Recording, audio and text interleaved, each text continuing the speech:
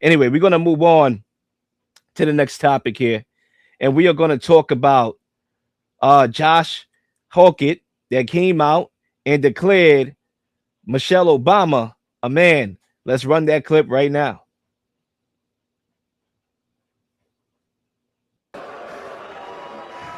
And lastly, Michelle Obama is a man. Am I right, America? Ladies and all right, he came with it, man. He came with that fire. All right. We're gonna talk about it right now and give our thoughts on that. Now, if you are a right winger, which I would say I happen to be to a certain extent, right? You get all these conspiracy theories, a lot that has been obviously proven to be true. What we just talked about with the scamdemic and whatnot. You hear about 9/11, you hear about all these, other conspiracies, and you firmly believe that there was a conspiracy, right? And a conspiracy meaning cover up. To me, that's how I determine. That's what I call conspiracy, right? A cover up. Now, there are theories about Michelle Obama being a man. Now, I don't know how accurate those theories are, and this is not going to be a segment where I pick a side on who I believe to be right. So I'm not going to go here and say, well, Josh Hokit, I agree with you. Michelle Obama's a man. No. That's not the segment for that, right?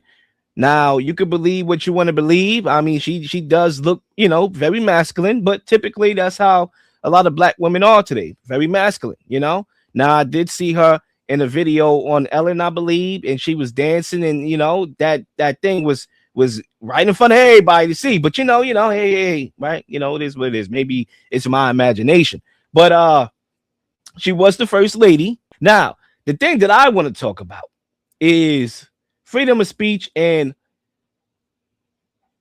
that dynamic, but also how do you walk that thin line? What's acceptable speech, right?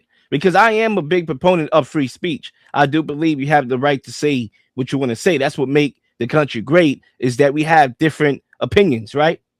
Now, with that being said, I do believe that some things are left better unsaid in certain situations. And this is one of those situations. The place where it was at, in front of the White House, the moment, the stage, yeah, I would pass on that. Now, I do want to play this clip from Barack Obama just to give people insight of some of those theories and why potentially Josh Hokit will say what he said or said what he said. So I'm going to play that clip of Obama right now. Yes, and men and women of the finest military in the world. Most of all, Admiral Mullen, Deborah. Michael and I also want to acknowledge your son Jack, who's deployed today. All of you have performed extraordinary service to our country. Who the hell is Michael? That's what I want to know.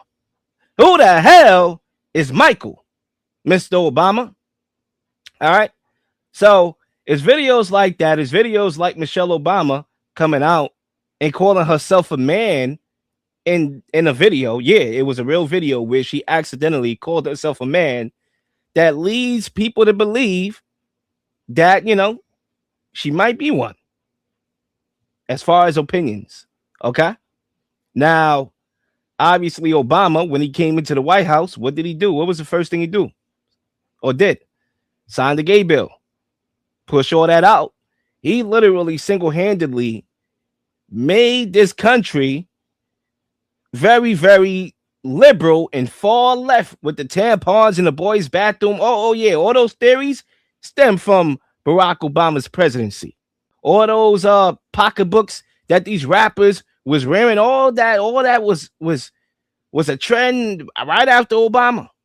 Okay, for what that's worth, you do with that what you may. Now, that's not the question here, though. That's not the full conversation, though. That's not the point, though.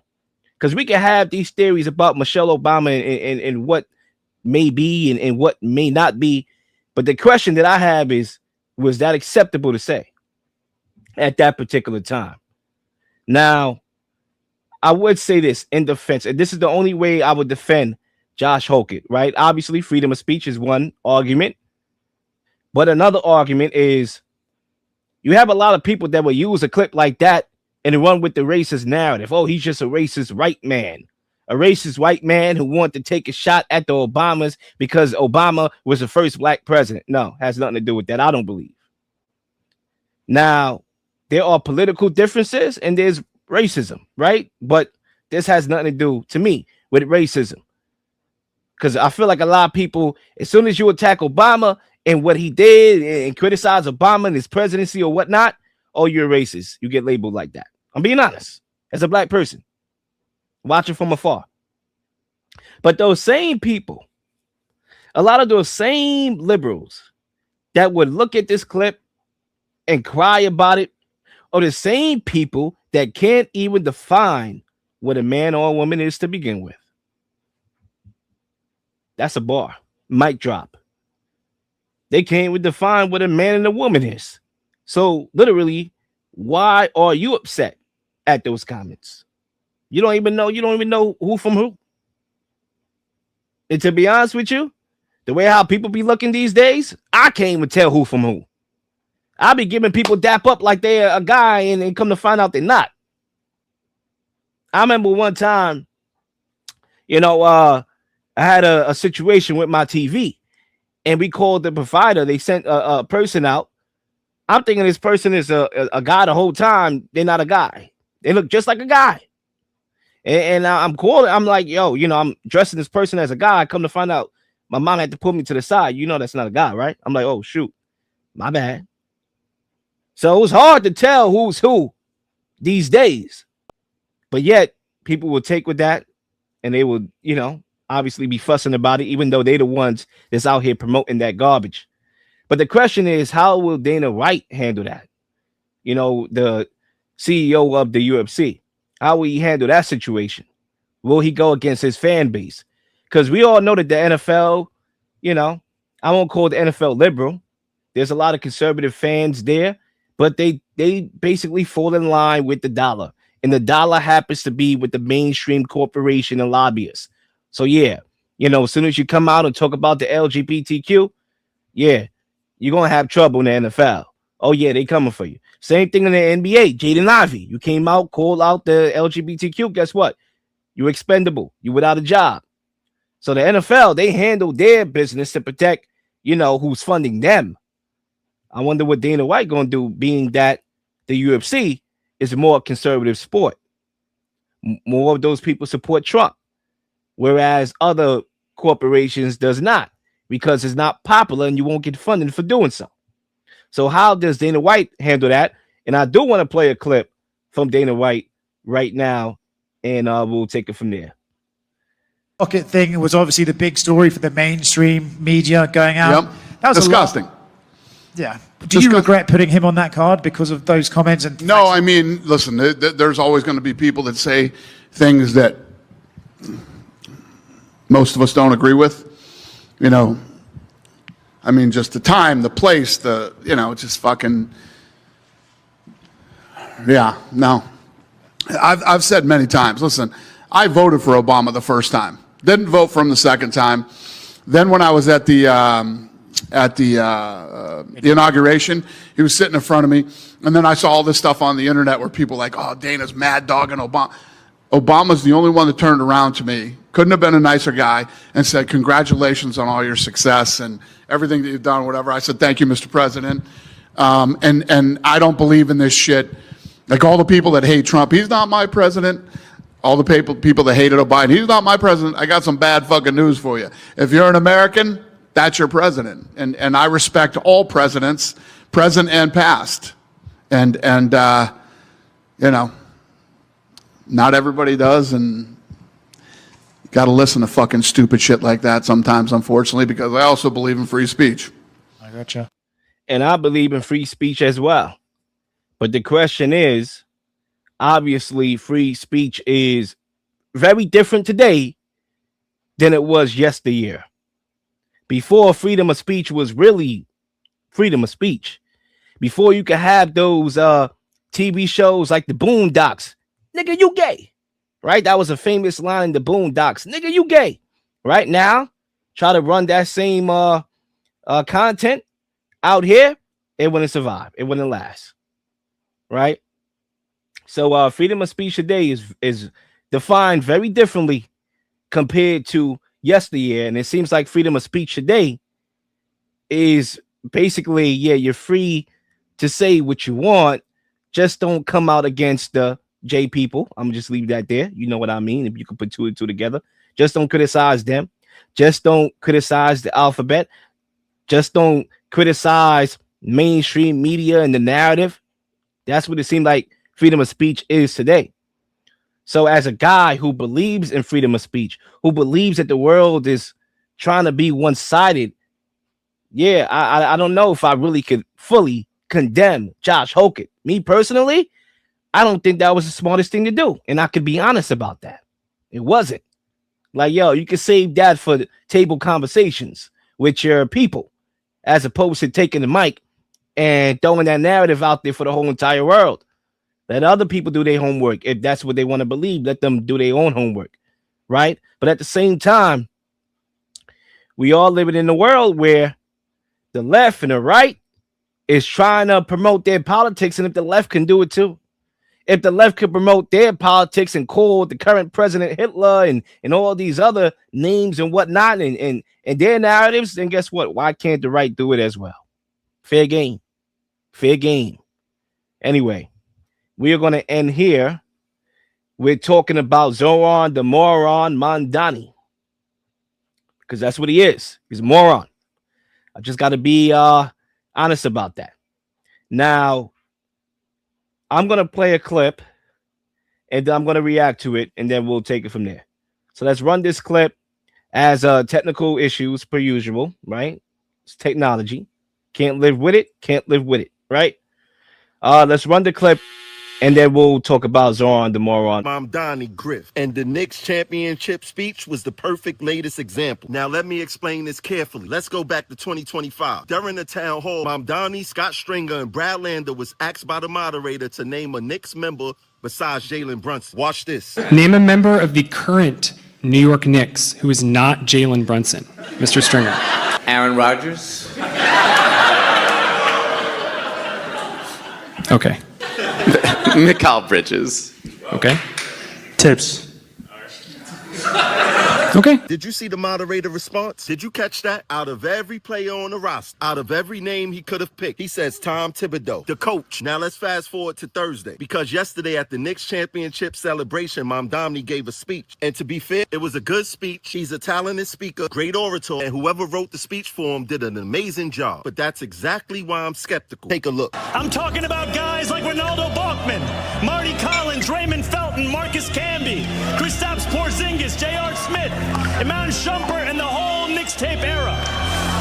I'm talking about guys like Tony Douglas, who I watched tie the single-game franchise record for threes from the stands in 2011. I'm talking about Amari, who got this whole city fired up when he joined. And I'm actually going to play that extended clip of the speech from Mamdani. Look, it was a good speech. I just got to be honest. But the guy's a fraud on God. Let's run the clip. we are here not just because of this team that will go down in New York City legend. I'm talking about guys like Ronaldo Balkman, Marty Collins, Raymond Felton, Marcus Camby, Kristaps Porzingis, J.R. Smith, Iman Shumpert, and the whole Knicks tape era. I'm talking about guys like Tony Douglas, who I watched tie the single-game franchise record for threes from the stands in 2011. I'm talking about Amari, who got this whole city fired up when he joined. And I'm talking about Jared Jeffries and Lance Thomas and Langston Galloway. Players who gave everything every game, even when a 20-win season was all that was in sight. This championship belongs to them too, because championships aren't just built in one season. It belongs to Emmanuel Quickley, R.J. Barrett, Dante DiVincenzo, Julius Randle, and also to a coach who helped lay the groundwork, Tom Thibodeau. Thanks to each of these New Yorkers and too many others to name, New York City has just had two of the most magical months in as long as any of us can remember. All right. Now, as much as that speech was fiery, it made sense. As a New York Knicks fan myself, which I am a New York Knickerbocker, and I'm very happy and astounded, and I'm on cloud nine about us winning the championship, the first championship in 53 years. It's been a long time coming. Despite all that, and despite everything that he's saying, that is true. Very much valid, right? All those players he named played a critical part in the foundation of getting us to where we were, even if they were successful or not. At the end of the day, this guy's a fraud. He's a manufactured fraud. This guy didn't know who the Knicks players were from a can of paint. As my guy who was in that video clip that I played earlier beautifully laid out, he couldn't even tell you a Knickerbocker last year outside of Jalen Brunson. He said Tom Thibodeau. And yet he gets on the mic and he's spewing out the whole Knicks history like it's nothing. Folks, these are politicians, people, right? And you know what? What Mamdani is doing is he's riding on our parade. He's riding on the success of the Knicks to promote his agenda. That's what he's doing. He is using his political power that he got, and now it's even more amplified because of the New York Knicks, and he want to tag along and celebrate with the teammates so he can reshape New York's congressional delegation. Right now, he's teaming up with Bernie Sanders, another socialist. All right, so he can promote his agenda. And guess what? He's using the Knicks to promote his brand. Okay, as soon as the Knicks won game one of the finals, there was an ad that came out featuring Mamdani, which aired on television, and it showed him passing the ball to three of his endorsed candidates. Come on, man, the fix is in. He's using the Knicks to promote and springboard his agenda. That's why James Dolan don't like this cat. That's why James Dolan don't like this cat. If you watch the clip of the parade, obviously there was a back and forth with James Dolan and Mamdani. James Dolan know that this guy's not a true New York Knicks fan. But yeah, he want to put on that narrative because that's what politicians do. They study you. They study you. Right? All those people, they study you. They know what rocks your boat. They know what you want to hear. You got Kamala Harris, telling you that she listened to the Doggy Style album, in college. When come to find out, she went to school long before that came out. They study you. They study your culture, right? And then they use it to their advantage. They act like they down, like they was a New York Knickerbocker. That's why this dude Mamdani, if you watch the old videos of him, making rap videos, oh yeah, I'm down. I'm that young dude. I could talk. I'm one of y'all. No. We're not falling for the bait, bruh. Unfortunately, some people are. I'm not. That's why I didn't vote for this cat.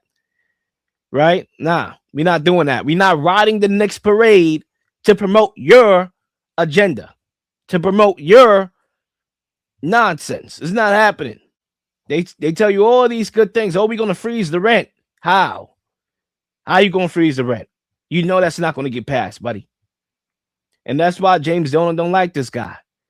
If you watch the clip at the parade when Mamdani was giving the keys to the city, he didn't even stand for a picture. Know what I mean? He knows this dude is a fraud. He even took a shot at him in his speech. Come on, bro. We're not falling for that.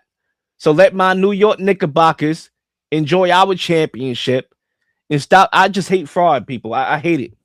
This is the real little show. We like the real people here, not the fake ones. And Mamdani's no different. He's using the culture. He's using the Knicks championship to promote his agenda and to act like he was down and he was a loyal Knicks fan from day one. I give him credit with the speech. It was a great speech, but guess what? It was a fraudulent one because he no New York Knickerbockers beyond that. You ask him the same question again, he probably won't even remember exactly what he said in that speech. If you ask him right now, rapid fire, name me 5 Knickerbockers, I bet you he couldn't duplicate what he just did in that clip. Come on, man. It's the real little show. like, and subscribe to the channel. I'm out. Sports, politics, conspiracy theories.